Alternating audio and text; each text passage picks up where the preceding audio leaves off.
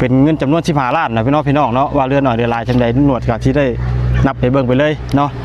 และช่วยที่เรือที่ได้อย่างแน่เนาะเดี๋ยวว่า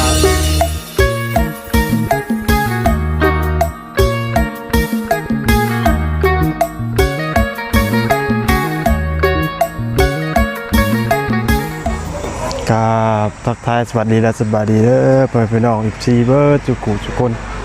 เป็นทางฝั่งไทยฝั่งลาวตามเพจทางนนท์ก็ยินดีต้อนรับเข้าสู่ช่องหนวดปลาเพิ่นคือเก่าเนาะฮะพี่น้องเลยเนาะตอนนี้ก็โอ้ยฝนตกพี่น้องเลยเนาะอยู่กลางฝนเลยพี่น้องเลยตอนนี้ฝนกำลังมาพอดีเนาะก็ตอนนี้ก็อยู่ทางเพื่อนของช่องไส้เพิ่นเนาะพี่น้องฝนมาบานนี่พี่น้องเอ้ยเนาะเนาะไปเอาพี่น้องฝนก็มาพอฝนบานนี่โอ้โอ้แรงมากข้อนก่อนไม่มาแล้วพี่น้องเลยสบายดีเด้อเนาะโดยเอาไม่มาเป็นนาทีเรียบร้อยเนาะมันมาแต่ถึงหรือว่านี่มากินนี่เนาะไม่เจ้านำน่าจะเสร็จฮะข้าวซองจับข้าวซองเสร็จเนาะทำไมพี่น้องเลยหาทำไมอีกอะอยู่นี่ห้ามกินฮะก็เมื่อตอนนี้ทั้งบ่าวมันคงเพิ่นเห็นยังนะเธอไม่เนาะพี่น้องมาเป็นนาทีเรียบร้อยแต่ว่าเพิ่นสิกลับมาอีกว่าเนาะทำจ่ายเงินได้พี่น้องเองไม่โอ้ยผลกับพ่อผลสั่งสบายดีเด้อสั่งแหละครับสั่งเบาลูกติดโมเมนต์เนาะ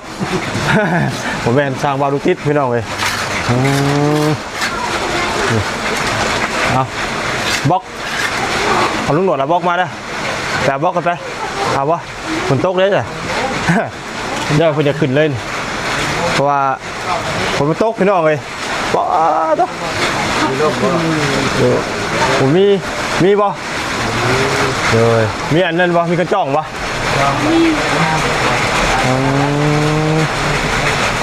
ฝนตกบาดนี่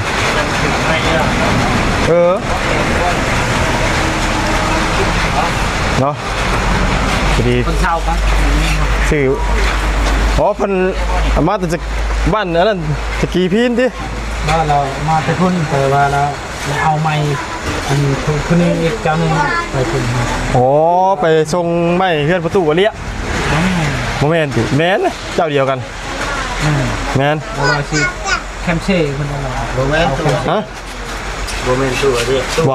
ทั้งจานล่าผมเลยเป็นที่สร้างอะไรห้างอันนี้แคมเช่เลยแคมเช่เนาะว่าได้จะคนใดได้จ้ะ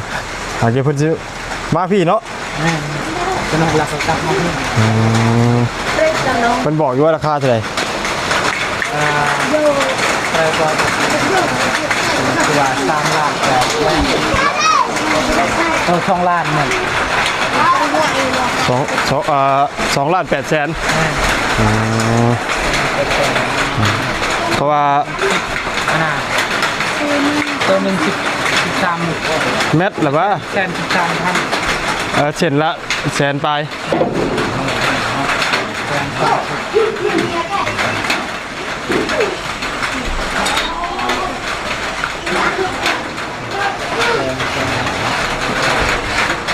ทางบ่าวคงคุณมึงน้องเลยเนาะ108,000 2 ล้าน8 แสน 60,000 พี่น้องเบิ่งพี่น้องเด็ดมาเนาะ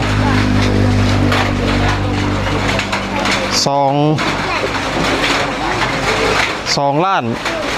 8 แสน 60,000พี่น้องไม่จำนวน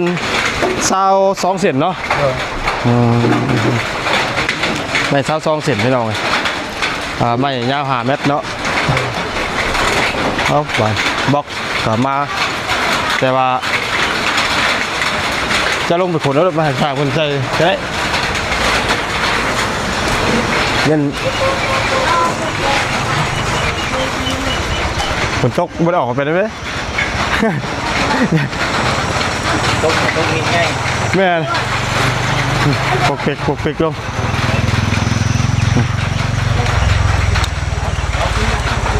ก็แล้วจ้ะ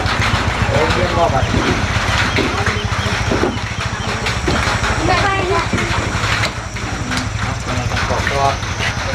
ให้ ก็แก้ห้องอยู่ที่ร้องนี่นะ เป็น ตกเลยมา ตอนพุ่งเลยก่อนฝนพ้นตกพี่น้องเว้ยยันมันถือไม้เนาะยันมันตกถือไม้ยันมันเสียพี่น้องเว้ยพอดีให้ทั้งเบาบนโค้งบนลงไปเอาเนาะ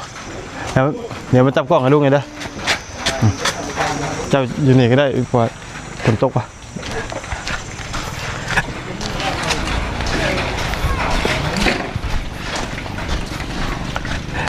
ไปเอาอยู่พูดได้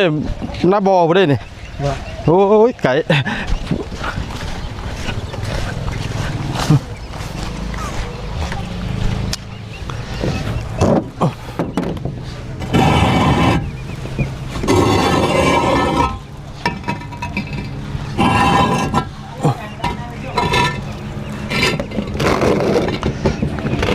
อิด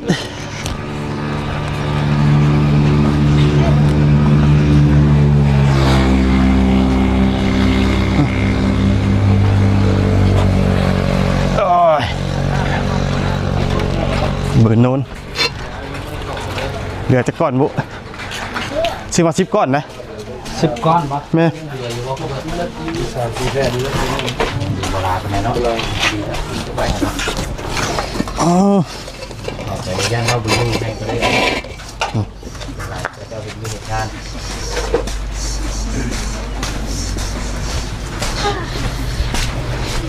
มาเบิดป่ะ 4 ก้อน บาทเดียวได้ป่ะ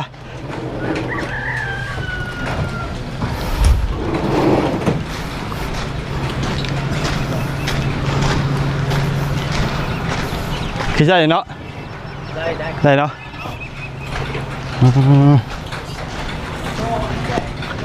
ฮะของอันนั้นของพุ่นขึ้นสนามนะ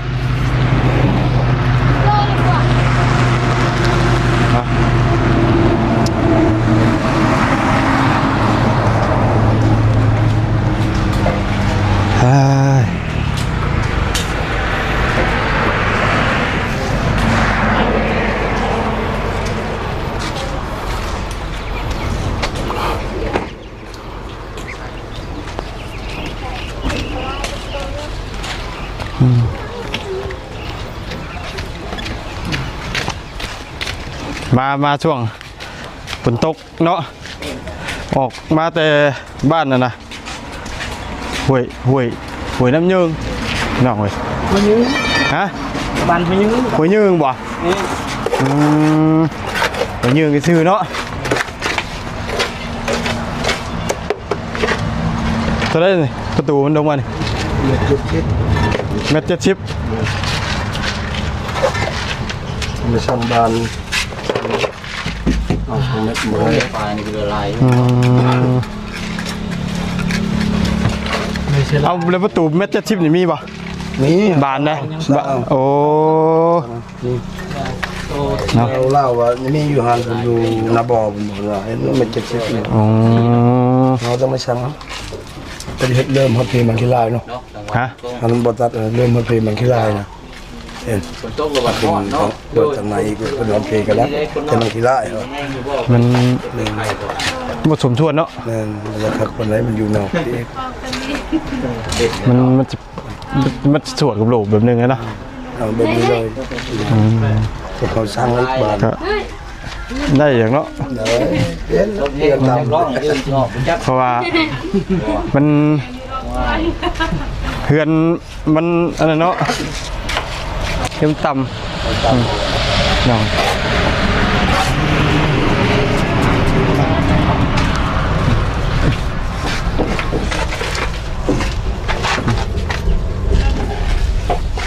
เทคาน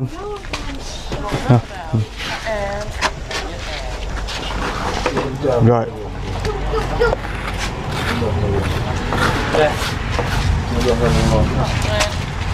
คานตัวนี้เนาะเพราะว่าเทคานกากเลยพี่น้องเว้ยไว้ย่างกะถามว่าประเทศทางกากนี่ก็มันสิยันมันว่ามันเวลามันนั่นมันโยดเนาะพี่น้อง มาตีนี้ ฮะ ตีเลย โอ้จะพองัดได้มันทันเห็นคักเนาะ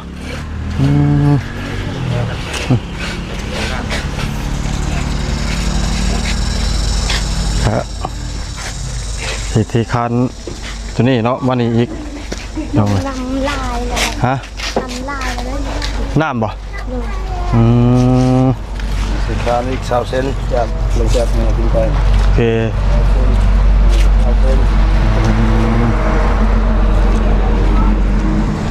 แต่ว่าที่เอาโต๊ะชวนนั่นก่อนเนาะแล้วชวนนั้นขึ้นชวนนั่นแหละค่อยขึ้นโค้งเหมือนว่าขึ้นโค้งไม่เนาะ ก็แล้วกัน ก็ไม่ก็ได้แล้วจังขึ้นเด้ชิญว่ามันเอายืนออกมาจากแม่นนี่สั่ง ยังได้ตัดอีกไหม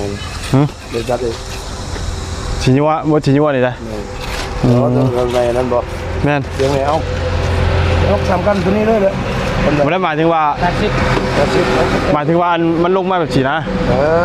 ผมยาวน่ะ ตัดชิป จากพุ่นมาพี่นะประมาณเท่าไหร่ นั่งบนแท้ก็ตัวนี้3 เมตรปลาย 3 เมตรปลาย4 เมตรตัวนี้4 เมตรปลายไม่5 เมตรถึงแล้ว เนาะได้เนาะเหลืออีกเนาะไม่ทั้งไม่ซาวทั้งบัดทั้งม้วนนี่คือทั้งสร้างไล่ครบเลยทั้งเส้นทั้งอย่างปะโอ้แบบไม่48นี่ตัดออกไปเลยเนาะถือว่าบ่ได้ใช้เลยเนาะ เอาตัวนั้นเลย18เลย เอาไม่หนา10แทนไม่48ถือว่าอีกอย่างหนึงก็ไม่ที่ว่าเก่าทั้งว่าบนโคมมันก็มีเหลืออยู่แล้วเนาะก็สิพอได้แก้ไขอยู่เนาะ บอกนี่ก็ทำเองบอกพ่อ ฮะ บอก อยู่แล้วเดี๋ยวโกนเชิงเลย ไปบอกที่ไหน บักบอกหัวห้อยบอก บล็อกอันนี้บ่ได้ซื้อเพิ่มอีกเนาะ พอแบบตัวตุ้นว่าเอาคันนี้นั่นแหละใช้ฟาชิลาเอาแต่มันจะมีพอ อันใด ฟาชิลามันก็บ่ปึงคนได้แล้วมันชื่อมันยาวเด้ อันห้องน้ำนี่ แม่ กา บ่พอ มันสิบ่พอหน่อยพอหลายประมาณเท่าไหร่อ่ะ เอาลองเบิ่งก่อนก็บ่ได้บ่ได้รับเลยลองเบิ่งก่อน เพราะว่า เสียมันก็เดินอยู่ทั้งเลย เพราะว่ามันก็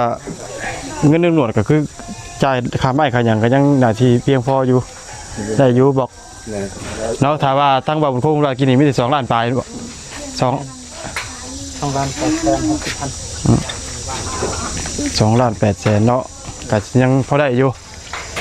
บ่ทนครัวเลย เพราะว่ามันจังใดก็มันบ่เกินบ่ฮอด100หรอก นะ เนาะคิดว่าเด้มันหันกับมันต้องขึ้นมาได้เด้อนี่เนาะ ตัวนี้ได้เดี๋ยวใส่ปงเยี่ยมอยู่นี่สบายแบบเวลาเขาทิมเฮียทิมน้ำอย่างนะ พงเยี่ยมนี่ เอาแต่เดียวใช่เอาแต่เบื้องนี้ที่ดูอัดไม่ได้ แต่ปัญหาต้องเบิ่งงบกัน ปัญหาคือตัวงบเบิดมันเบิดเดี๋ยวนี้ โดย เนาะคือเรื่องพี่น้องงบมันเบิดแหละก็ตำรวจก็สิว่าจังไดเนาะก็มีแต่ว่าถามว่ามันมีงบเข้ามาทางไหนทางไผก็ทีมงานทุกคนทางไหนก็แล้วแต่เนาะพี่น้องสมทบอีกเทื่อก็ว่าไปเพราะว่ามันยังขาดหลายอยู่ขาดตั้งแต่แผ่นอลูซิ่งเนาะอลูซิ่งนี่1 2 3 4 5 6 8แผ่นพี่น้องอลูซิ่งนี่ขาดอยู่8แผ่นแต่ว่าบ่ฮู้ว่ามันสิใช้ชั้นยาวส่าใดเนาะ ต้องใส่นั่นที่ยัวก่อนจังหู แม่นมันตัวนี้ก็ยังส่วนหนึ่งแต่ก็ที่แผ่นพาเซล่านี่ก็หากแต่ว่าแผ่นพาเซล่านี่บ่น่าสิหลายปานใดเนาะเพราะว่ามันเพื่อนกับบ่ได้ฮอด2 เมตรเนาะเพราะมันหนาซาวแม่นบ่5แผ่นมันก็5เส้นมันบ่ฮอด10แผ่นซ้ำขึ้นมานี่เนาะ พอเลิกแล้ว บ่บุญข้างในนี่บ่ฮอดตัวนี้เนาะ เม็ดกับ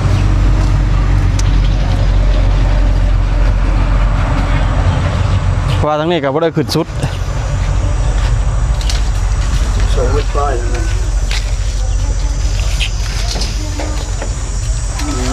เม็ด80 ใช่ป่ะ บ่ฮอด10แผ่น ยาเทคานยังไงเทคานซาเส้นนั่นแหละคาคานนั่นแหละ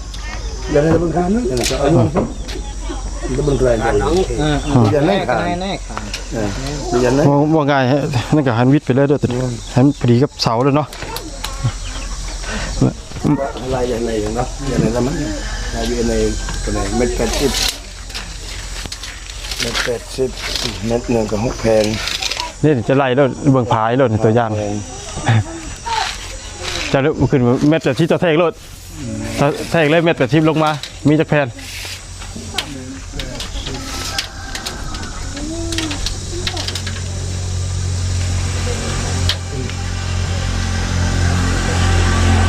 เม็ดแบบที่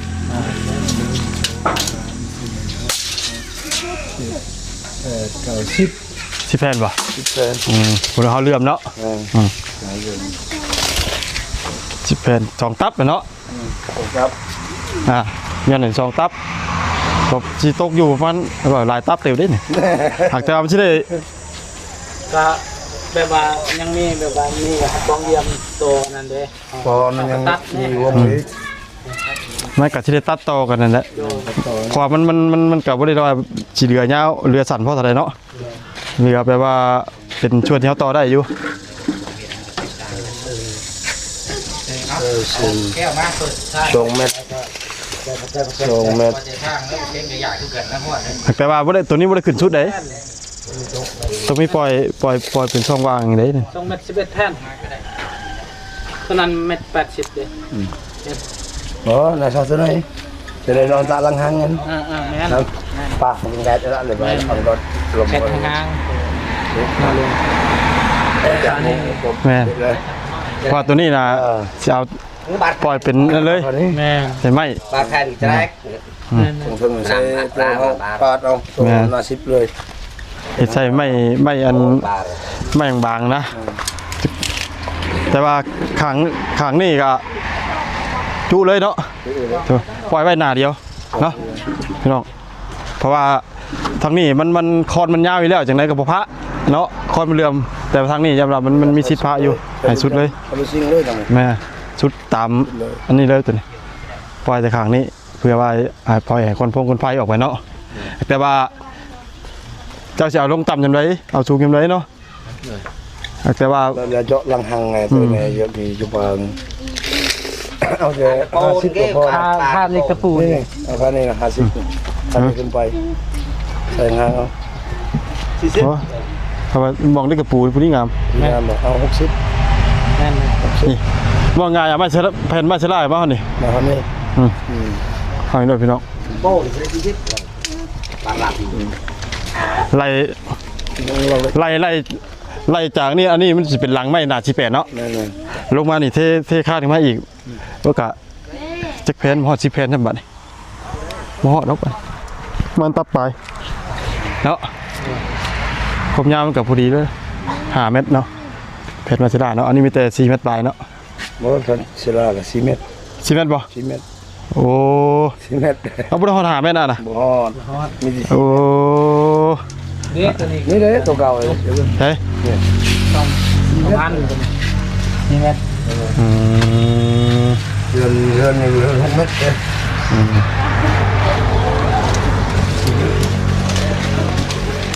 ตัวพอดีเลยตับหนึ่ง แม่น ตับหนึ่งแผ่นหนึ่งตัดแล้วก็นาเดียวประมาณ20เส้นนั่นเลยครับ เฮ้ยไล่เอาเล่นจากนี่ลงมาหาฮอดบ่องเทคานนี่มันจักแผ่นมันมีแต่เม็ดปลายหนึง 4เมตร5อะไรครับ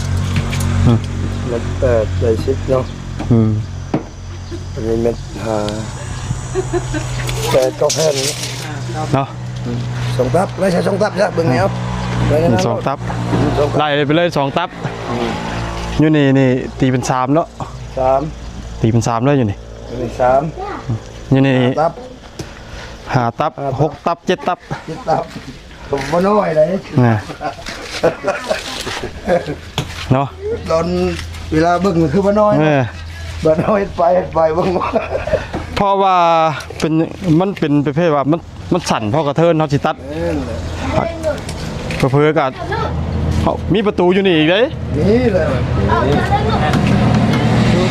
มันน่าสิบ่ฮอด7ตับก็ได้สั่งเนาะประมาณ6เนาะ ประมาณ5นี่แหละ เขาว่าลักๆนี่หา6เต็มที่นะ เป็นที่แล้ว เนาะ นี่ก็ยังมีเป็น1 2แบนอยู่ งานคือสิเดียนี่อันชวนที่ขาดลักๆเลยเนาะที่ยังบ่มีเลยจักดีตอนบ่มีงบเลยพี่น้องตอนนี้แผ่นไมเซล่านี่ตีไปเลยทั้งสร้างก็อยู่เพิ่นก็ประเมินมาแล้ว6เนาะ6ตับแผ่นอลูซิ่ง8แผ่น แผ่น แต่ว่ายังคำนวณตัวสัญญาบ่ได้เนาะ บ่รุดแล้ว4เมตรปลายเป็นทาง นั่นแหละบ่รุด แผ่นอลูซิ่งเนาะแต่ฮู้แต่ว่ากำหนดของมัน8แผ่น แผ่น แล้วก็อันนี้6ตับ ครับ ที่ยังแบบบ่มีงบเลยพี่น้องคือส่วนนี้แบบบ่มียังบ่มีงบชื่อมีแต่งบไม่เนาะโครงหลังคามีได้แล้วพี่น้องที่ว่า สุดเลยนะ เอามีแต่ตำรวจ อาหาร อย่าลองถามให้กันเอา ได้โอ้ บล็อก ใช่ 10อันพี่น้องเลย ทอดได้แน่ บล็อกกันมาแล้ว ไม่เอาเนื้อทอดเลยเดี๋ยว ลุง มาแห้ง ใส่มือเนาะนี่ ใช่เพราะว่าบล็อกนะทั้งนี้ก็ใส่กัน ท่านนี่ก็ใช่บ่ มันมี10ก้อนไหนเขาสั่งมา ปลาเซ่ได้ปลาอะไร อันนี้ไม่ใช่ได้เนาะ งั้นจะคือไปแล้วเลยตอนนั้น10ก้อนนี่เจ้าคำนวณเบิ่งว่าใส่แบบได้จังสิงาม 3ห้อง ทั้งนี้บ่ใส่ก็ได้ทั้งนี้อืม แต่ทางนี้ แมนเดี๋ยวมาใส่ตัวนี้เพื่อว่าอันนั้นเด้แล้วก็ใส่ช่องนี้เจ้ากับแบ่งใส่แล้วว่า เนาะอะไร แม่เนาะ เบื้องละแต่เบื้องนี้มันยาวเลยสิ แม่น มี3เงิน3 ก็ยิงตามแม่นเฮ็ดให้มันทั้งนี้เฮ็ดว่าเฮ็ดให้มันเป็นอันนั้นขึ้นมาเนาะแม่น เบื้องนี้4เงิน3เงิน3 แม่นถึงแล้วเพราะว่ามัน10ก้อน 10ก่อนเนี่ย ที่แต่ว่าเรื่องสะโคกก็คือว่าแหละเอาเรื่องงบมุ้ยเนาะ เอากอนั่นว่า เฮ็ดตามที่คือข่อยบอกเนาะ นั่นเฮ็ดอะไรแล้วบ่เนี่ยมันบ่มีเลยเนาะ เฮ็ดว่าง่ายงบตอนนี้มันยังบ่พออยู่แล้วเนาะเฮาก็สิเอาตัวนั้นเข้ามามันก็ยังยิ่งเพิ่มงบประมาณไปอีกเพราะว่าส่วนนี้ก็ส่วนที่ขาดมันก็ยังมีหลายอยู่แล้วแม่นบ่ ต่อไปโอเค แล้วก็มีแต่ให้ทั้งบ่าวบุญคงกับเนาะกำลังใช้เพิ่นและมาขอบบุญขอบคุณทั้งพ่อกับเอ้ยเพิ่นเนาะ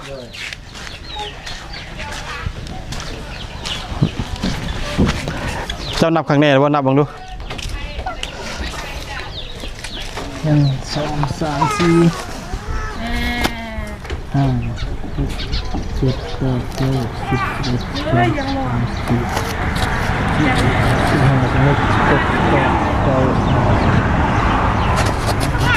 15 16 17 18 19 20อยู่ลุง ถ้า2เนาะ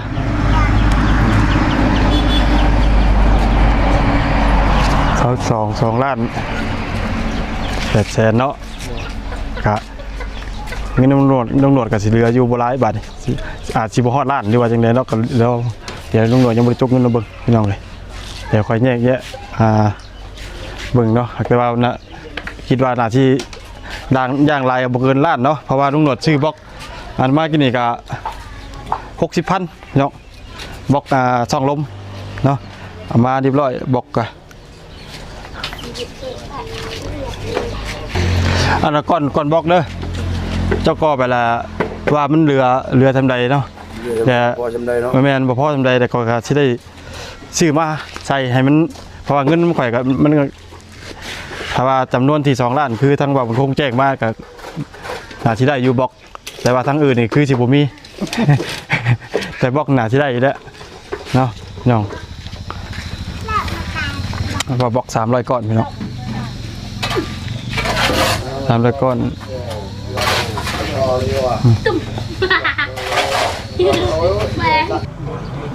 อ่ะเนาะ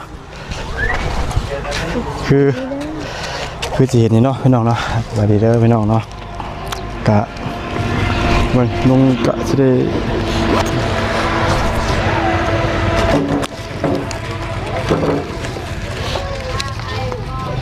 1 2 3 4นะโอ้โหนี่โมเมนต์เนาะ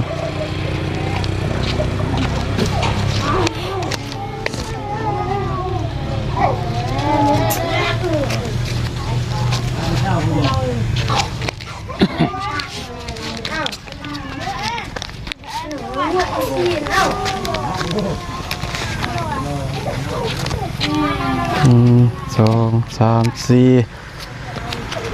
นี่ไปเข้าไปก่อนค่าสร้างกี่นี่เจ้าไรไอ้มวยค่าสร้างค่านะ ค่าไม้กี่นี่2 ล้านเนาะ โดย 800,000 60 ได้1 2อันนี้คือขอจำแนกเงินก่อนว่าสิเงินมันสิเหลือจำใดจับไปก่อนเด้อขอสิได้ฮู้ว่ามันสิเหลือหน่อยเดียวหลายเพราะว่าจำนวนเงินทางลุงหนวดเป็นเงินก้อนสุดท้ายพี่น้องเนาะเพราะว่าตอนนั้นที่ลุงหนวดแจ้งไปแล้วว่าเหลืออยู่5 ล้านปลายเนาะมัน5 ล้าน5 แสนพี่น้องลุงหนวดก็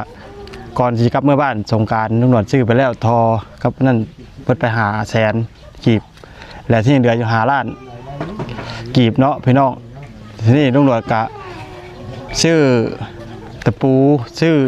มงกบนั่นมาเมื่อวานนี่ก็กับของนั่นเองก็ตกอยู่790,000 กีบเนาะพี่น้องบัดที่ลุงหนวดก็สิมาแยกออกตัวที่ว่าค่าไม้ได้สิฮู้ว่ามันเหลือส่วนเหลือจักหน่อยเดือนหน่อยลายกันแท้เนาะให้นับให้เบิ่งเลยพี่น้อง1 2 3 4 5 6 7 8อันนี้เป็นค่าไม้เนาะ8กับ60,000นี่เนาะ โดย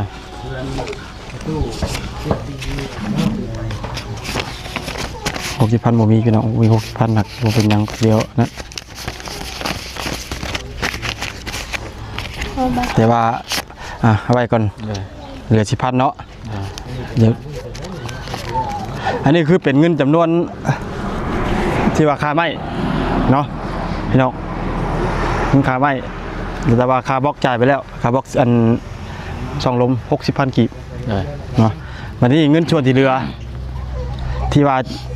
เป็นเงินจำนวน15 ล้านนะพี่น้องเนาะว่าเรือหน่อยเรือลายจังใดหนวดกับที่ได้นับไปเบิ่งไปเลยเนาะและส่วนที่เหลือที่ได้อย่างแน่เนาะเรียกว่าพอบล็อกเนี่ยก็ยังบ่พอพี่น้อง1 2 3 4 5 6 7 8 9 10 11 12เหลือเงินอยู่1.3 แสนพี่น้อง1.3 แสนกีบเนาะ มาฮอดแล้ว ฮะ ฮอดแล้วมาฮอดแล้วอ่ะ อะไรบ่ฮอด 1,290,000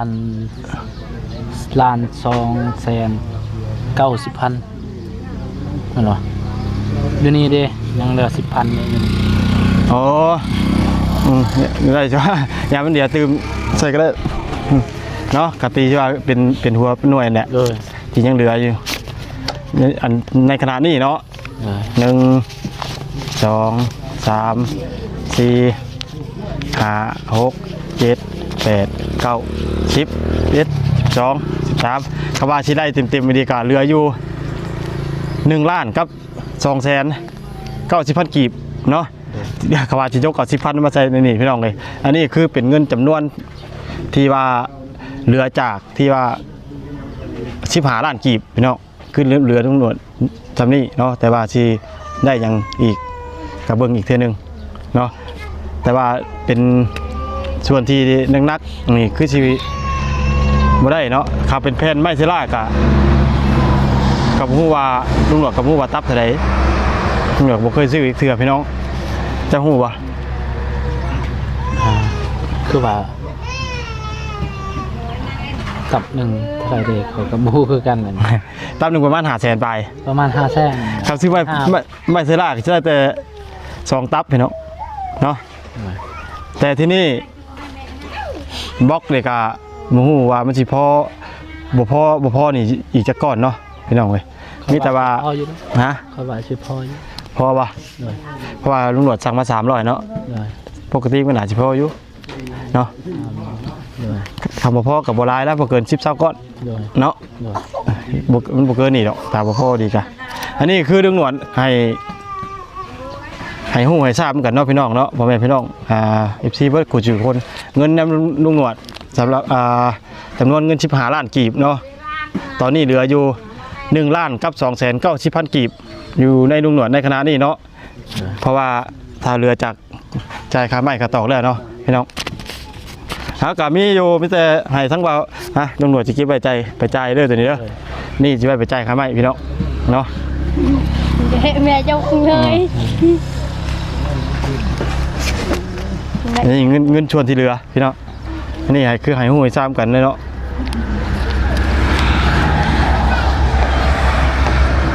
ถ้ามีงบเข้ามาอีกเนาะเพิ่มเติมก็ถ้าว่าเข้ามาใน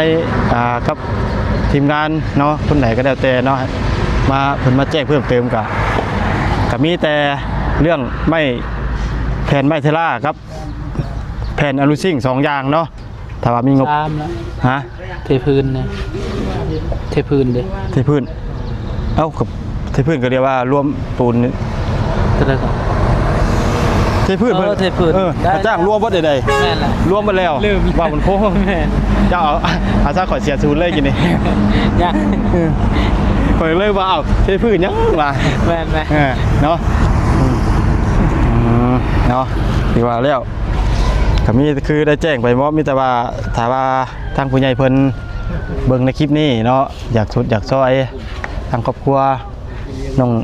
น้องไซบ่าวบุญคงน้องดาเพิ่นว่าอยากให้มันแล้วมันทั่ว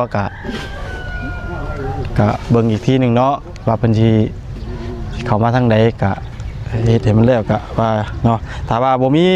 เข้ามาเพิ่มเติมลุงหนวดก็สิใช้ชื่อของชื่อส่วนใดส่วนหนึ่งแหละเนาะให้มาเบิดเงินในจำนวนล้านปลายๆนี่ก็ถือว่าจากลุงหนวดบ่มีอย่างเลยพี่น้องถือว่าจบเลยเนาะบ่มีข่าวว่าเพิ่มเติมก็ถือว่าเบิดก่อนสุดท้ายเลยพี่น้องเนาะก็มีแต่ให้ทั้งบ่าวมันคงนู่นเนาะอวยพรอวยใจให้ทั้งเอ้ยกับพ่อเพิ่นเนาะเพิ่นอาจสิเพิ่นนั่งเบิ่งรอคอยยิ้มเปื่อยได้ตอนนี้เนาะขอบคุณเด้อทางพอเด้อขอให้อยู่ดีมีแฮงเด้อความพอกับเอื้อยนะขอให้อยู่ดีมีแฮงความเจ็บอย่าได้ความไทยอย่ามีเด้อปรารถนาสิ่งใดขอให้ได้สิ่งนั้นเงินที่พอกับเอื้อยที่ขาดมาให้สมทบเพชรห้องน้ำกับเพื่อนครัวขอให้กลับคืนให้เท่าพันเท่าเด้อพอเอ้ยก็ขอบใจทาง FC หมดทุกคนที่มาติดตามทางลุงนอดตลอดแล้วก็ขอบใจทางลุงนอดที่มาสะพานบุญให้ทางพอแล้วก็ทางเอื้อยขอบใจหลายๆเด้อสาธุ ขอบคุณเด้อทางพี่น้อยทางพ่อพ่อก็ได้นะ เดี๋ยวพ่อเนี่ย พ่อแล้วก็แม่ เดี๋ยว แม่ขอให้อยู่ดีมีแรงเด้อความเจ็บขอให้ได้ความไข้มาที่นี่ขอให้ลำดับเลยด้วยจิตใจสบายใจรับไปมันเป็นความแท้อันที่สำคัญขอให้สุขภาพร่างกายแข็งแรงความเจ็บขอให้ได้ความไข้มาให้มีขอให้ลำดับเลยด้วยเด้อแม่จะให้ธุรกิจการงานอะไรก็ขอให้ประสบความสำเร็จใจเข้ามาบอกให้แบบเป็นลายทางต่างๆเด้อถูกเนาะ ขอบคุณที่มาสุขุสุขติดตามเบิ่งเฮาครอบครัวเฮาแล้วก็ฟังทางลุงหนวดเป็นหลายเด้อขอบคุณทางลุงหนวดที่มาเป็นสะพานบุญให้เฮาเด้อถูกนอกจากในนามลุงหนวดเป็นสะพานบุญเนาะให้ทั้งครอบครัว น้องใช้บาบุญคงเพิ่นเนาะเอ้ยก็พอเพิ่นไว้วางใจกันน้องหนวดก็ขอบุญขอบคุณเอ้ยก็พอเพิ่นเนาะที่ว่าไว้วางใจให้น้องหนวดมาเป็นสะพานบุญให้ทางครอบครัวบาบุญคงน้องใช้ก็ให้เอ้ยอยู่ดีมีแฮงเนาะก็สุขภาพร่างกายร่ำรวยเงินทองเพ่งๆปังๆเบิดทุกคนเนาะทั้งครอบครัวของเอ้ยของพ่อเนาะก็สิขึ้นเหนือลงใต้ให้ตลอดปลอดภัยสิเฮ็ดธุรกิจการงานหยังก็ให้ขึ้นให้เกินเนาะให้เป็นรุ่มโพมใช้ลูกหลานโดนนานๆเนาะสาธุให้ร่ำรวยเด้อเนาะก็คลิปนี้ก็จะได้ลำลาเลยเนาะพี่น้องเนาะก็มีแต่ฝากให้กดไลค์กดแชร์กดเป็นกำลังใจให้กับทางนุ่งหนวดเนาะเพื่อว่านุ่งหนวดก็จะได้มีกำลังใจถ่ายคลิปลงคลิปใหม่ๆให้ทางพ่อแม่พี่น้องที่ได้เบิ่งได้ชมกันไปเรื่อยจริงที่ขาดไม่ได้เลยก็คือขอขอบคุณกับคุณทางพ่อแม่พี่น้องที่เขาเบิ่งได้รับชมโดยบ่ข้ามโฆษณาได้ให้กำลังใจกับทางหนวดมาโดยตลอดเนาะไปเด้อสวัสดี เด้อนี่อันไฟดิเสีย